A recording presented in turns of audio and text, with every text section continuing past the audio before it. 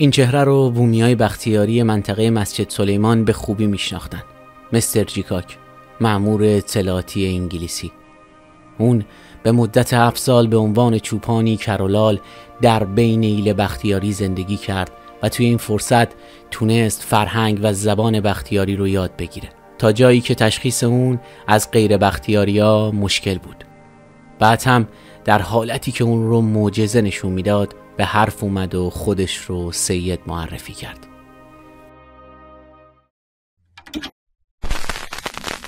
قبل از شروع از پایین همین ویدیو عضو کانال ما بشید و با زدن دکمه زنگوله کنارش قبل از همه از ویدیوهای جدیدمون مطلع بشید.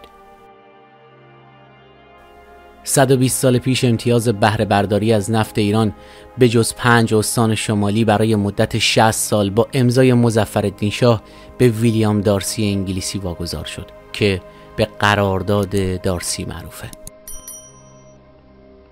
دارسی در انگلستان تاجر طلا بود و بلافاصله بعد از امضای قرارداد با همکاری شرکت انگلیسی نفت برمه شرکتی رو با اسم شرکت نفت ایران و انگلیس تأسیس کرد و عملیات حفاری در منطقه های غربی و جنوب غربی ایران شروع شد.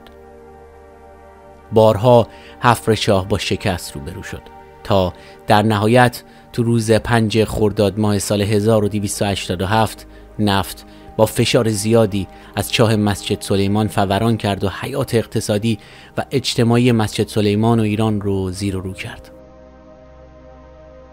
با فوران نفت از چاه شماره 1 مردم منطقه کم کم به سمت شغل‌های مرتبط با صنعت نفت رفتند که اولین شغل نفتی مردم مسجد سلیمان محافظت از تأسیسات و کارکنان حاضر توی منطقه بود. حفاظت از عملیات اکتشاف نفت به بختیاریا سپرده شد. مسجد سلیمان هم کم کم به یه شهر مدرن و پر رونق تبدیل شد و چهره یه شهر تازه و متفاوت رو به خودش گرفت که البته رونقش در طول سالها با حضور انگلیسی‌ها توی اون منطقه گره خورده بود و اونا تو هر فرصتی به دنبال گرفتن امتیازهای نفتی مختلف از ایران بودن. با این مقدمه میریم به سراغ داستان اصلی ویدیو که در مورد مردی انگلیسی به اسم مستر جیکاک مشهور به سید جیکاکه که یکی از ماموران سازمان اطلاعاتی برون مرزی بریتانیا تو ایران بود و قبل از جنگ جهانی دوم تا زمان ملی شدن صنعت نفت در بین ایل بختیاری و منطقه بویراحمد به جاسوسی و اجرای برنامه‌های دولتی انگلستان مشغول بود.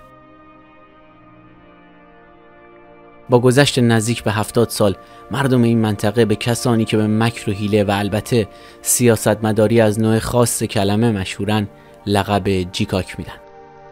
اون سالها زیر نظر کلونل آندروود آموزش دیده بود.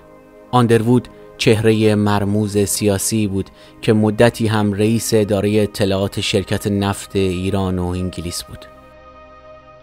نقل شده که جیکاک به مدت 7 سال برای شخصی از طایفه موری به عنوان چوپانی کرولال کار کرد و تونست با فرهنگ و گویش بختیاری آشنا بشه و بعد هم در حالتی که اون رو معجزه نشون میداد به حرف اومد.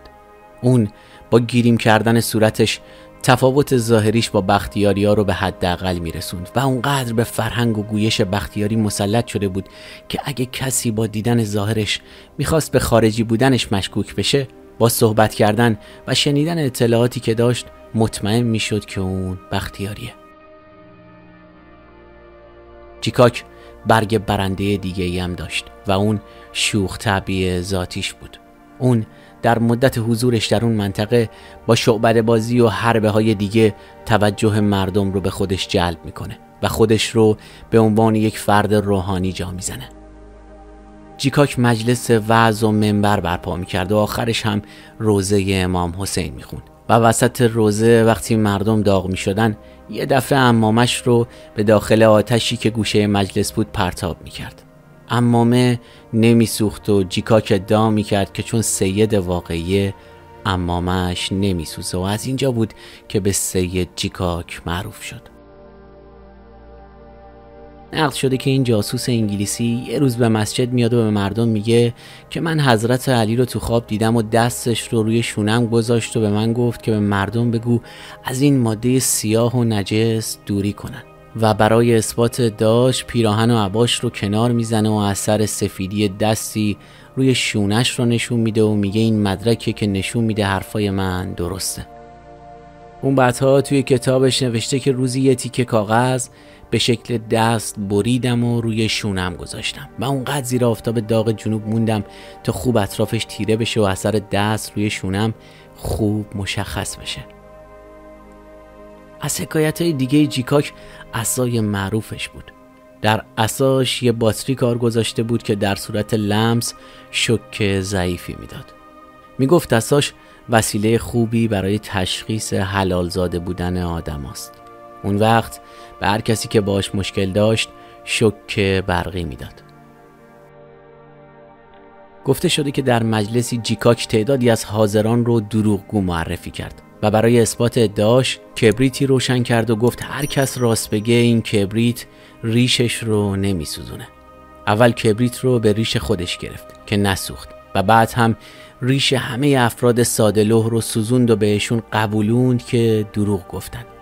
محلی‌ها فکر می‌کردن که این کارها از کرامات جیکاکه، ولی در واقع با این کارها مراقب بود که کسی به خطوط نفت نزدیک نشه. در طول مدت جنگ جهانی دوم جیکاک تلاش زیادی کرد تا ناآرومی‌های منطقه بختیاری که به وسیله ابوالقاسم خان بختیاری رهبری می‌شد رو خاموش کنه. ابوالقاسم خان از خانهای بختیاری دوره پهلوی بود که علیه دولت مرکزی قیام کرد. در سال 1322 وقتی که مرتضی قلی خان سمسام به عنوان شهردار شهر کرد منصوب شد تا اوضاع نابسامان بختیاری‌ها رو آروم کنه، جیکاک مرتب به دیدنش میرفت و مهراب امیری پژوهشگر و نویسنده بختیاری به نقل یکی از خانهای بختیاری در کتابش نوشته که روزی جیکاک در حضور همه سران و رؤسای طوایف بختیاری با لحن تملق آمیزی گفته که مرتضی قلی خان پدر منه و هر چی که امر کنه ما انجام خواهیم داد. مرتضی قلی خان که با خواهر صولت الدوله قشقایی از سران ایل قشقایی ازدواج کرده بود، در سال 1325 از رهبران شورش عشایری فارس شد که به نهضت جنوب معروف شد. در این شورش که گفته میشد به تحریک انگلیسی ها و برای جدا کردن استانهای ایلنشین جنوبی انجام شده بود، جیکاک در تحریک سران قبایل و عشایر جنوب نقش پررنگی داشت.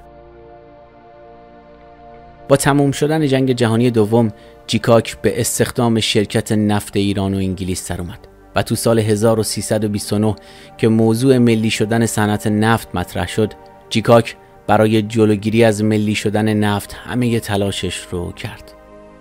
اون بختیاری‌ها رو تشویق می‌کرد که به ملی شدن نفت بی توجه باشن و این شعار رو با گویش بختیاری مطرح می‌کرد. تو که مهر علی من دلته، نفت ملی سی چنته. یعنی تو که مهر علی در دل داری، برای چی به دنبال ملی شدن نفت هستی؟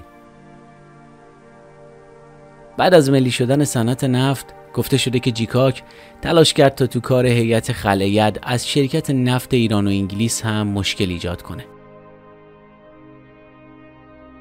به گفته حسین مکی یکی از اعضای هیئت خلع-ید، جیکاک تلاش کرد تا عده‌ای رو تحریک کنه که اتومبیل اعضای هیئت رو که به آبادان میرفتن از روی پل بهمنشیر به داخل رودخونه بندازه.